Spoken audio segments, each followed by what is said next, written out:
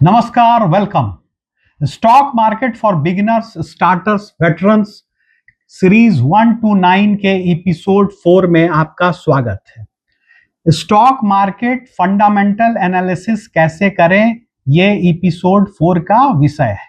आइए हम लोग विषय पे आते हैं। फंडामेंटल एनालिसिस में जिन पॉइंट्स का ध्यान रखना है वो पॉइंट्स हैं प्राइस। आप किस प्राइस पे एंट्री करते हैं। अगर आप स्टॉक के टॉप प्राइस पे इंटर करते हैं तो आपका गेस्टेशन पीरियड, आपका वेटिंग पीरियड बढ़ जाता है और आपका पेशेंस जवाब देने लगता है। तो हमेशा आप प्राइस देखें। प्राइस के लिए आपको चार्ट देखना पड़ेगा। प्राइस चार्ट देखेंगे, जो हम लोग चार्ट एनालिसिस में आपको बताया है पिछले एपिसोड में। एपिसोड को पूरा देखें, आप कॉन्सेप्ट अप्लाई कर सकेंगे। प्राइस ऐसा होना चाहिए जिस प्राइस के बाद चार्ट से आपको पता चल जाएगा कि यहां से गिरने की संभावना कम है। अगर कम गिरेगा तो आपका कॉन्फिडेंस बढ़ा रहेगा, स्टार्टर्स का, बिगिनर्स का कॉन्फिडेंस बढ़ा रहेगा और वो वेट कर सकेंगे। दूसरा होता है P by E. P by E ratio जो है, ये आपको अगर 20 के नीचे है तो बहुत अच्छा है, लेकिन 25 तक भी अगर आप फंडामेंटल एनालिसिस और फैक्टर्स अच्छे हैं तो आप 25 तक पी बाई ई अगर किसी स्टॉक का है तो आप ले सकते हैं। थर्ड चीज है बुक वैल्यू। अब आपको देखना पड़ता है कि बुक वैल्यू क्या है। अगर कि मान लीजिए किसी स्टॉक का प्राइस 300 है और उसका बुक वैल्यू 100 रुपये है, तो अगर बुक वैल्यू से प्राइस अगर 3 गुना है तो उसे एवरेज स्टॉक मार्केट में ठीक मांगते हैं।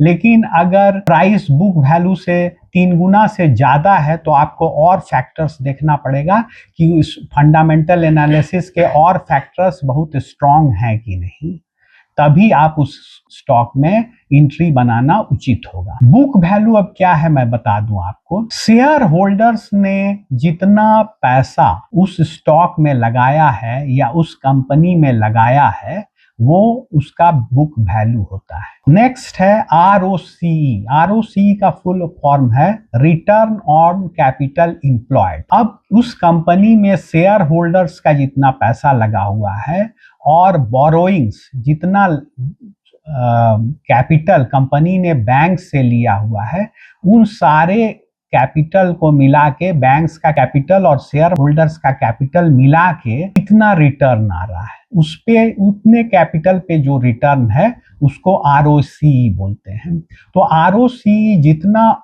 हाई परसेंटेज हो, जितना ज्यादा परसेंटेज हो, वो उतना ही अच्छा माना जाता है। नेक्स्ट है आरओई, रिटर्न ऑन इक्विटी। जितना इक्विटी है, शेयर होल्डर्स ने जितना इक्विटी परचेज करके रखा है, उस इक्विटी पे पर इक्विटी कितना रिटर्न आ रहा है, इसको बोलते हैं रिटर्न ऑन इक्विटी। अब आप एक हमारा finance.in में कंपनीज पे एक वीडियो है, उसको जाके देख लें तो आपको पता चलेगा कि इन्वेस्टेड कैपिटल और एम्प्लॉयड कैपिटल और ऑथराइज्ड कैपिटल में क्या फर्क है। शेयर होल्डर्स ने जितना शेयर्स खरीदा है उसको पेड अप कैपिटल बोलते हैं। वो आप उस एपिसोड में जाके देख लेंगे। नेक्स्ट है ईपीएस। ईपीएस का अर्थ होता है अर्निंग पर शेयर। हर शेयर पे वो स्टॉक साल में कितना कमा रहा है, ऐसे तिमाही रिजल्ट्स भी आते हैं, तो हर तिमाही पे कितना कमा रहा है पर इक्विटी शेयर, उसको करते हैं अर्निंग पर शेयर।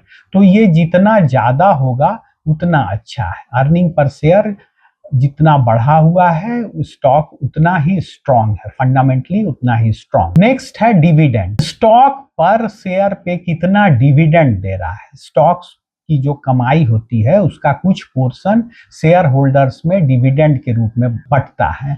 तो अगर डिविडेंड अच्छा दे रहा है तो आप स्टॉक आपके पास पड़ा हुआ है, स्टॉक का वैल्यू भी बढ़ रहा है और आपको डिविडेंड के रूप में हर तिमाही या प्रति वर्ष आपको इनकम भी हो रहा है। तो डिविडेंड अच्छा होना फंडामेंटली स्ट्रांग होने की एक निशानी। नेक्स्ट है सीएजीआर। अब आप जाके देखें कि स्टॉक का सीएजीआर 1 ईयर में, 2 ईयर में, 3 ईयर में, 5 ईयर में क्या है।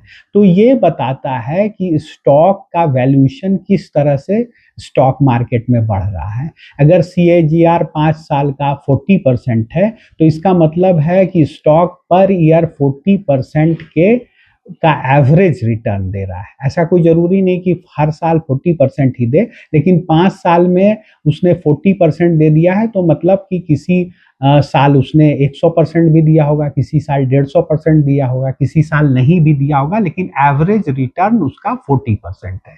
अगर किसी स्टॉक का CAGR 20% है, तो मतलब है 5 साल का, तो है कि पर ईयर उसने एवरेज रिटर्न आपके कैपिटल पे, जो अपने वैल्यूएशन पे 20% का दिया। नेक्स्ट है डेप्ट। अब आपको देखना है कि ये कंपनी के पास डेप्ट कितना है। अगर 100 रुपए की कंपनी है और उसके पास 25 रुपए या 30 रुपए का डेप्ट है, तो ये इट्स ओके, ये मैनेजेबल है। ये कंपनियां डेप्ट लेती हैं अपना वर्किंग कैपिटल बढ़ाने के लिए, मार्केट कैप्चर करने के लिए डेप्ट लेती हैं।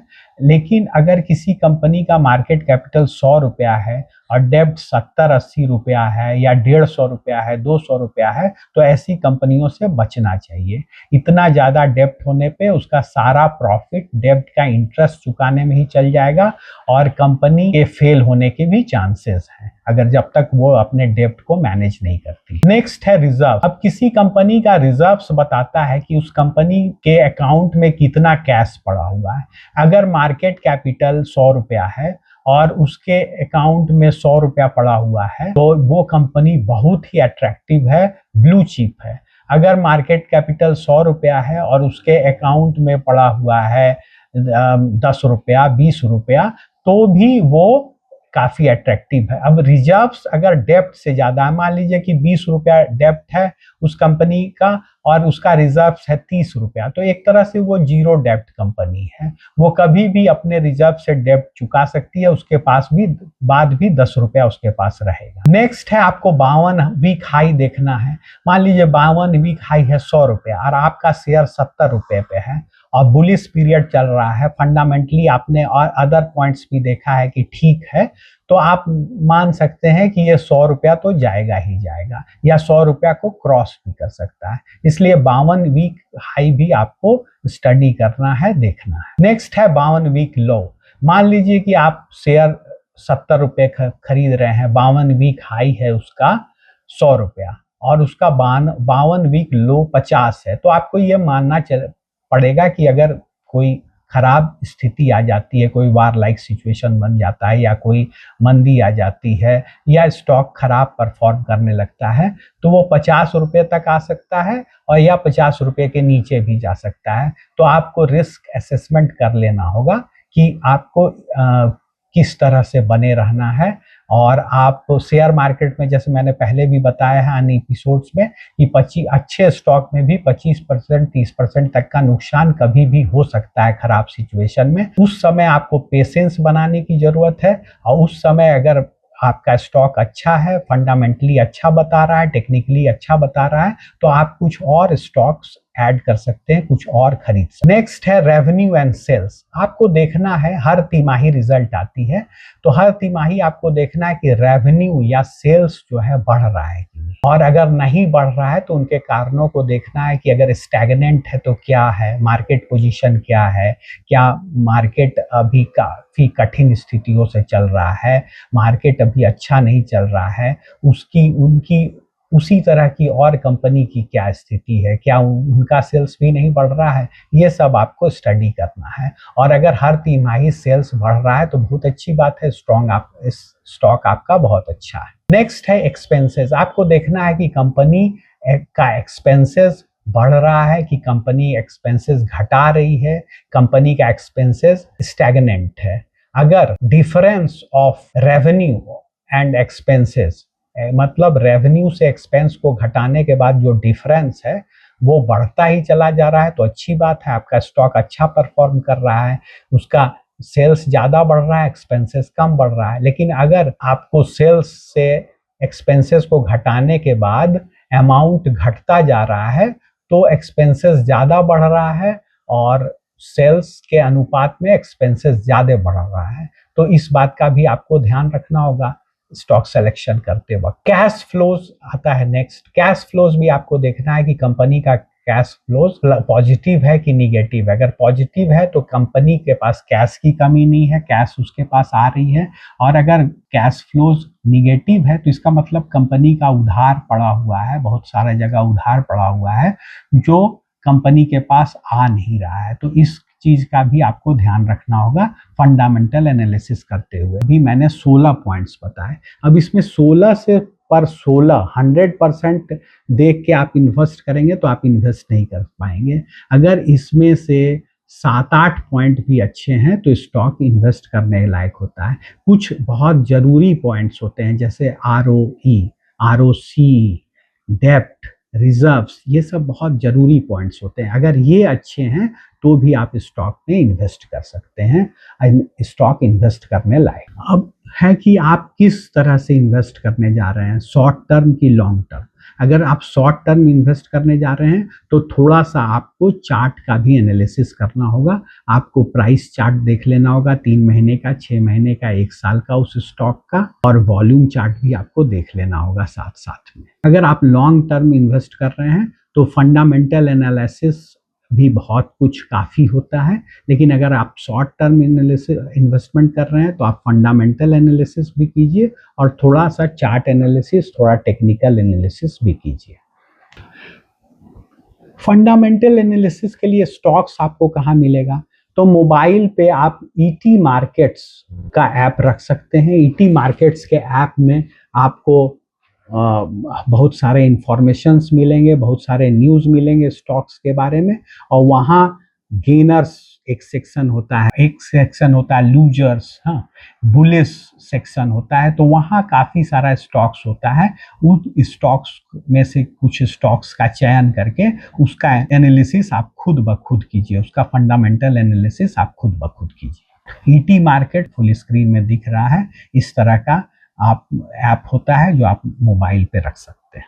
इकोनॉमिक टाइम्स एक है जो आप मोबाइल पे उपलब्ध है, आप मोबाइल पे इकोनॉमिक टाइम्स रख सकते हैं। वहाँ भी आपको स्टॉक्स के बारे में, शेयर मार्केट के बारे में जानकारियाँ मिलेंगी और आपको स्टॉक्स भी दिखेंगे गेनर सेक्शंस में, लूजर सेक्शंस में, मोस्ट बुलिश सेक्शंस में। वहाँ से आप स्टॉक सिलेक्शन कर सकते हैं। ये पेज भी ET प्राइम का है जहां आपको दिख रहा है कि टेक्निकल सिग्नल्स की स्टॉक जो है बेरिश है कि आपको बुलिश है। ये सारा कुछ आप यहाँ से MACD, ये सब सारा कुछ आप यहाँ से देख सकते हैं और यहाँ से कुछ स्टॉक्स अपने लिए सिलेक्शन के लिए, टेक्निकल सिलेक्शन के लिए, फंडामेंटल सिलेक्शन के लिए सेलेक्ट कर सकते हैं। सेक्शन में आपको ET मार्केट्स का इक्विटी गेनर्स दिख रहा है, इक्विटी लूजर्स देख रहा है। यहाँ से आप स्टॉक्स ले सकते हैं और अपना फंडामेंटल और टेक्निकल एनालिसिस कर सकते हैं। खुद का फंडामेंटल और टेक्निकल एनालिसिस कीजिए। ChatGPT पे भी आप स्टॉक का नाम डाल के पूछ सकते हैं कि क्या ये स्टॉक का एनालिसिस करो, उसका एनालिसिस भी आप देख सकते हैं। लेकिन फिर भी आप जब भी स्टॉक का एनालिसिस कीजिए तो खुद से कीजिए। हम लोगों ने चार्ट आपको बता दिया है, फंडामेंटल एनालिसिस के पॉइंट्स बता दिए हैं, उनका एनालिसिस कीजिए और खुद से स्टॉक सेलेक्ट कीजिए। तभी आप स्टॉक मार्केट में बने रहेंगे, तब भी आप स्टॉक मार्केट में जो वॉलेटिलिटी होती है, मार्केट गिर जाता है, स्टॉक्स अचानक 25-30% गिर जाता है, वहाँ बने रहेंगे। क्योंकि वहाँ आप जब बने रहेंगे तब आप 50%, 100%, 200%, 300% आप कमा सकते हैं। उसके लिए आपको लॉन्ग टर्म इन्वेस्टर बनना होगा। अब है कि आप कहाँ से फंडामेंटल एनालिसिस करेंगे। तो अब ये देखिए स्क्रीन पे आ रहा है स्क्रीनर। ये स्क्रीन, आप गूगल में जाएंगे, टाइप करेंगे स्क्रीनर, स्क्रीनर आ जाएगा। फिर स्क्रीनर पे आप किसी भी स्टॉक का नाम लेंगे तो उस स्टॉक का सारा डेटा आ जाएगा और उस डेटा से आप फंडामेंटल एनालिसिस कर पाएंगे। जैसे अभी देखिए मैंने लिखा है गूगल में इंजीनियर्स इंडिया स्क्रीनर, तो इंजीनियर्स इंडिया का स्क्रीनर खुल गया है। अब इंजीनियर्स इंडिया का स्क्रीनर खुल गया है, वहां से मैं शेयर होल्डिंग पैटर्न देख सकता हूं कि प्रोमोटर्स के पास कितना शेयर है। प्रोमोटर्स के पास मार्च 2026 में 51.32% शेयर है। FIIs के पास 9.66% शेयर है। DIIs के पास 12.19% शेयर है, गवर्नमेंट के पास 0.04% शेयर है, पब्लिक के पास 26.79% शेयर है। तो मतलब कि इस स्टॉक पे सब लोगों का भरोसा है। FIIs ने भी पैसा लगाया है, DIIs ने भी लगाया, गवर्नमेंट ने भी लगाया, पब्लिक में। तो आप ये एक फंडामेंटल एनालिसिस करने का तरीका है कि जब सारे लोगों का पैसा इसमें लगा है तो ये स्टॉक अच्छा हो सकता है। ये इशू है, एक मुद्दा है स्टॉक को जज करने का। अब यहाँ पे आपको इंजीनियर्स इंडिया का चार्ट है जो स्क्रीनर.इन पे ही आपको मिलेगा। यहाँ देखिए 1 मंथ का भी चार्ट है, 6 मंथ्स का भी चार्ट है, 1 ईयर का चार्ट है, 3 ईयर का चार्ट है, 5 ईयर का चार्ट है, 10 ईयर का चार्ट है, मैक्स चार्ट है।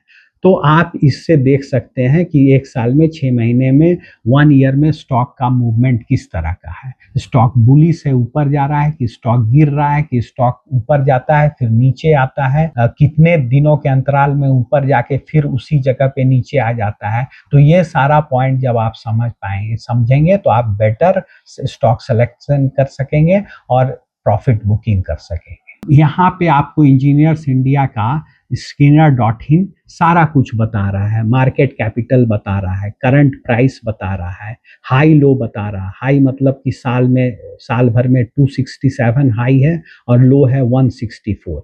तो आप समझ सकते हैं कि आपको जब भी एंट्री लेना चाहिए 267 के नीचे के प्राइस पे लेना चाहिए, तभी अगर अच्छे फेज में वो अपने हाई 267 पे जाता है या 267 को क्रॉस करता है तो आपको प्रॉफिट होगा। स्टॉक का P/E 18.8 है, मतलब 20 से नीचे है तो ये अच्छा स्टॉक है। स्टॉक का बुक वैल्यू 56 है, स्टॉक का प्राइस 232 है और बुक वैल्यू 56 है। तो मतलब इसका मतलब हुआ कि अगर ये कंपनी बिक भी गई तो 56 रुपया पर स्टॉक आपको मिलेगा। तो ये सेफ्टी के लिए होता है, ये भी आपको देखना चाहिए। डिविडेंड 1.73% मिल रहा है, मतलब आपको कुछ पैसा भी आप अगर इन्वेस्टेड रहेंगे तो हर साल मिलता रहेगा या हर तिमाही मिलता रहेगा। ROC 30% है, बहुत अच्छा है। बहुत ज़्यादातर स्टॉक्स का ROC 10% होता है, 15% होता है, ये 30% है, बहुत अच्छा। ROE 23.8% है, बहुत अच्छा है। स्टॉक का फेस वैल्यू 5 रुपया है, बहुत सारे स्टॉक का फेस वैल्यू 1 रुपया होता है।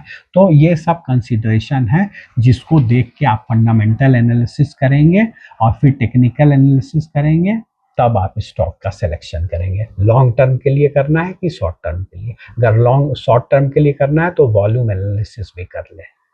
यहाँ स्क्रीनर इंडिया ने इंजीनियर्स इंडिया लिमिटेड का बैलेंस शीट भी दिया हुआ है। 2023 का बैलेंस शीट है, 2024 का बैलेंस शीट है, 2025 का बैलेंस शीट है, 2026 का बैलेंस शीट है। तो आप देख सकते हैं कि रिजर्व्स, अब रिजर्व्स देखिए 23 में 1680 करोड़, 24 में 1965 करोड़, 25 में 2388 करोड़, 26 में 2865 करोड़, मतलब रिजर्व्स बढ़ रहा है। अब बोरोइंग्स देख लिए, borrowings 19 crore, 33 crore, 22 crore, 17 crore. Borrowings study है, बोरोइंग्स नहीं बढ़ रहा है। तो कंपनी में का कर्ज कम है और इसके पास काफी पैसा पड़ा हुआ है, तो आपका पैसा इस कंपनी में सेफ है। CAGR आपको यहाँ दिया हुआ है, 10 वर्ष में एवरेज इसने 10% का रिटर्न दिया है, 5 साल में इसने एवरेज 22% का रिटर्न दिया, 3 साल में 28% का दिया है। तो आप देख सकते हैं कि हाल के वर्षों में ये ज़्यादा रिटर्न दे रहा है। तो अगर आप 3 साल का एवरेज 28% रिटर्न है, तो अगर कंपनी अच्छा इसी तरह परफॉर्म करते रहती है तो आप पर ईयर लॉन्ग टर्म में 28% का इंक्रीमेंट या इंक्रीज इन वैल्यूएशन आप एक्सपेक्ट कर सकते हैं, या उससे ज़्यादा भी हो सकता है। क्वार्टरली रिजल्ट्स यहाँ स्क्रीनर.इन ने आपको इंजीनियर्स इंडिया का दिया हुआ है। अब देखिए आपको मार्च 26 में सेल्स है 926 करोड़, दिसंबर 2025 में है सेल्स है 1210 करोड़, सितंबर में है 921 करोड़। एक्सपेंसेस भी दिया हुआ है, मार्च 2026 में 774 करोड़, ऑपरेटिंग प्रॉफिट मार्जिन जो है 152 करोड़ का है। उसके पहले क्वार्टर में 352 करोड़ का था, उसके पहले 120 करोड़ का था। तो मार्च में 25 में 301 करोड़ का था। तो आप ये देख सकते हैं कि कंपनी कंसिस्टेंटली प्रॉफिट कमा रही है। अब किसी क्वार्टर में प्रॉफिट अगर कम हो गया तो आपको घबरा नहीं जाना है। हो सकता है युद्ध चल रहा है, हो सकता है जियोपॉलिटिकल सिचुएशन खराब है, सारी कंपनियां स्ट्रगल कर रही है, तो उसका सेल्स घट भी सकता है, प्रॉफिट घट भी सकता है। तो ऐसे में आपको घबराना नहीं है, आपको और भी फंडामेंटल जो पॉइंट्स हैं उनको भी देखना है और बने रहना है। या अगर प्राइसेस गिर गई है तो आप जो है उसको कुछ और ऐड कर सकते हैं। यहाँ नेट प्रॉफिट भी आपको दिखा रहा है। मार्च 2026 में 196 करोड़ है, दिसंबर 2025 में 347 करोड़ है। तो प्रॉफिट में किसी क्वार्टर के प्रॉफिट से नहीं घबराना चाहिए, आपको साल भर का प्रॉफिट देखना चाहिए कि 2026 में क्या प्रॉफिट है, 2025 में क्या प्रॉफिट है। अगर 4 क्वार्टर एक साल के प्रॉफिट में, मतलब 4 का क्वार्टर के प्रॉफिट में ऐड करने पे भी कमी आ रही है, तो आप थोड़ा सा फिर से फंडामेंटली एनालिसिस करें, स्टॉक्स के अन्य पॉइंट्स को भी देखें और समझें कि ऐसा हुआ तो क्यों हुआ। अगर कोई कारण है तो कोई बात नहीं, अगर बिना कारण के गिर रहा है तो आपको सोचना होगा, आप उस पर विचार कर सकते हैं कि कुछ रिस्क कम करें, कुछ पोर्शन स्टॉक का बेच दें, 25%, 30% बेच दें या 50% बेच दें और तब वेट करके देखें कि कंपनी में आगे क्या होता है। इस चार्ट अभी जो आप दिख रहा है डेटा, उसमें आप देखें कि प्रॉफिट और लॉस दिखा रहा है हर साल का, टैक्सेस भी दिखा रहा है, ऑपरेटिंग प्रॉफिट मार्जिन दिखा रहा है, नेट प्रॉफिट भी दिखा रहा है। तो ये सारा डेटा जो है आप जब तिमाही का और हर साल का आप स्टडी करेंगे तो आपके पास बेटर क्लियर पिक्चर आएगा स्टॉक सिलेक्शन के लिए।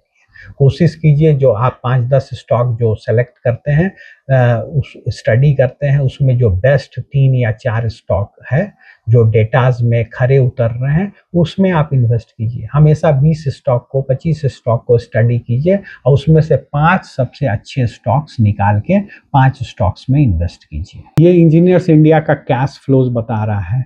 मार्च 2024 में 187 करोड़, मतलब काफ़ी कैश आया इसके पास। 2025 में -112 करोड़, मतलब कैश कुछ फंसा रहा इसके क्लाइंट्स के पास। मार्च 2026 में जो कैश फंसा वो 51 करोड़, मतलब कुछ कम फंसा।